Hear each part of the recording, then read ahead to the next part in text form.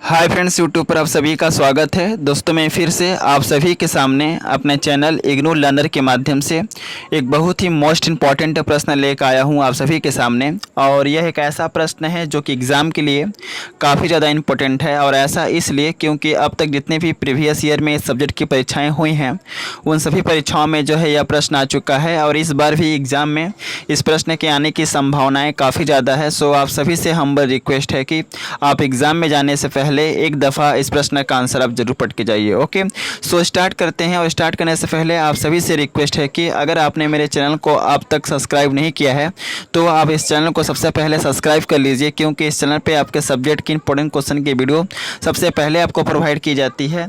और साथ ही साथ जो क्वेश्चन आंसर का जो PDF होता है आपको टेलीग्राम चैनल पर मिलता है। तो बेहतर ये होगा कि आप इस चैनल से जुड़े, क्योंकि इन फ्यूचर जो है काफ़ी ज़्यादा हेल्प मिलने वाला है।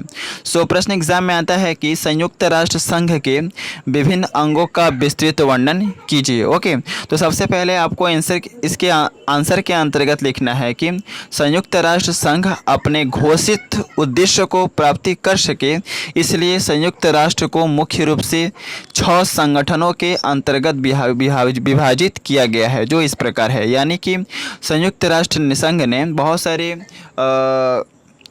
कार्यों को करने के लिए घोषणा किया है। और उस उद्देश्य की पूर्ति करने के लिए संयुक्त राष्ट्र संघ के विशेषकर 6 भागों में बांटा गया है। ओके, तो कौन कौन सा 6 अंग हैं संयुक्त राष्ट्र संघ के? पहला है महासभा, दूसरा है सुरक्षा परिषद, तीसरा है आर्थिक और सामाजिक परिषद, चौथा है ट्रस्टीशिप काउंसिल, पांचवा है इंटरनेशनल कोर्ट ऑफ जस्टिस और छठा है सचिवालय। ये संयुक्त राष्ट्र संघ के 6 प्रमुख अंग है। ओके, तो सबसे पहला हम पढ़ेंगे महासभा। महासभा क्या होता है?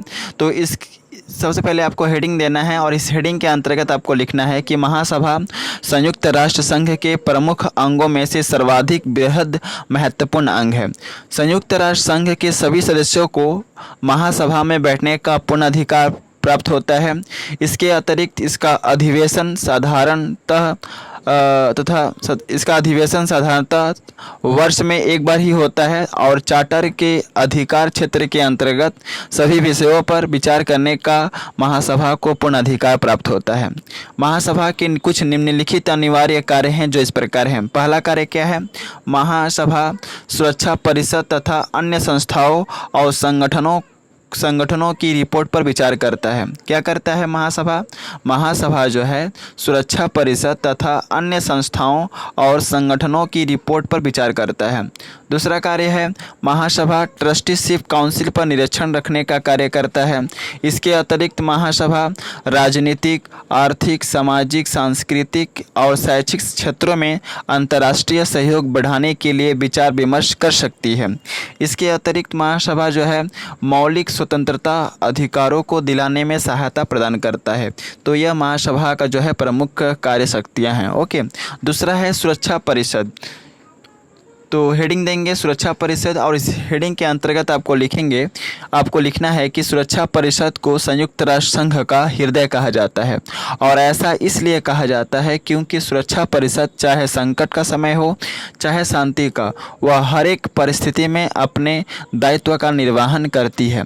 वर्ष का कोई भी समय हो या कैसा भी मौसम क्यों न हो, सुरक्षा परिषद अपने कार्य को करने के लिए हमेशा तत्पर रहती है। सुरक्षा परिषद की बैठक 14 दिन में एक बार ही होता है। और यदि आवश्यकता पड़ती है या अंतर्राष्ट्रीय शांति या सुरक्षा को खतरा होने की संभावना रहती है तो ऐसे में इसकी बैठक जो है 24 घंटे के अंदर बुलाई जा सकती है। किसकी बैठक? सुरक्षा परिषद का बैठक। सुरक्षा परिषद के निम्नलिखित कार्य हैं जो इस प्रकार है। पहला कार्य क्या होता है? सुरक्षा परिषद का प्रमुख कार्य विश्व शांति एवं सुरक्षा को बनाए रखना है। दूसरा कार्य है सुरक्षा परिषद नए राष्ट्र को संयुक्त राष्ट्र की सदस्यता प्रदान कराता है। तीसरा कार्य है यह महासचिव का चयन कराता है। चौथा कार्य है अंतर्राष्ट्रीय न्यायालय के न्यायाधीशों की नियुक्ति कराना भी सुरक्षा परिषद का भी कार्य है। किसी भी विषम परिस्थिति में सैनिक कार्यवाही का आदेश देने का पूर्ण अधिकार प्राप्त है। किसको? सुरक्षा परिषद को। अगला महत्वपूर्ण अंग है संयुक्त राष्ट्र संघ का, वह है आर्थिक और सामाजिक परिषद। तो आपको लिखना है इस हेडिंग के अंतर्गत कि आर्थिक तथा सामाजिक परिषद के निम्नलिखित कार्य होते हैं जो इस प्रकार है। पहला है आर्थिक तथा सामाजिक परिषद अंतर्राष्ट्रीय आर्थिक सामाजिक सांस्कृतिक आर्थिक तथा सामाजिक परिषद अंतर्राष्ट्रीय आर्थिक सामाजिक सांस्कृतिक स्वास्थ्य संबंधित विभिन्न मामलों पर विचार कर सकती है और ज़रूरत पड़ने पर महासभा या संयुक्त राष्ट्र के सदस्यों को रिपोर्ट कर सकती है।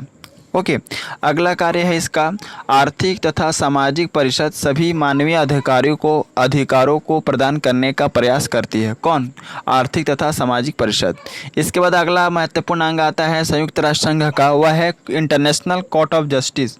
इस हेडिंग के अंतर्गत आपको लिखना है कि इंटरनेशनल कोर्ट ऑफ जस्टिस में मुख्यतः 15 न्यायाधीश होते हैं जो विशेषकर सुरक्षा परिषद तथा महासभा के द्वारा चुने जाते हैं। किसके द्वारा चुने जाते हैं? यह न्यायाधीश सुरक्षा परिषद तथा महासभा के द्वारा चुने जाते हैं।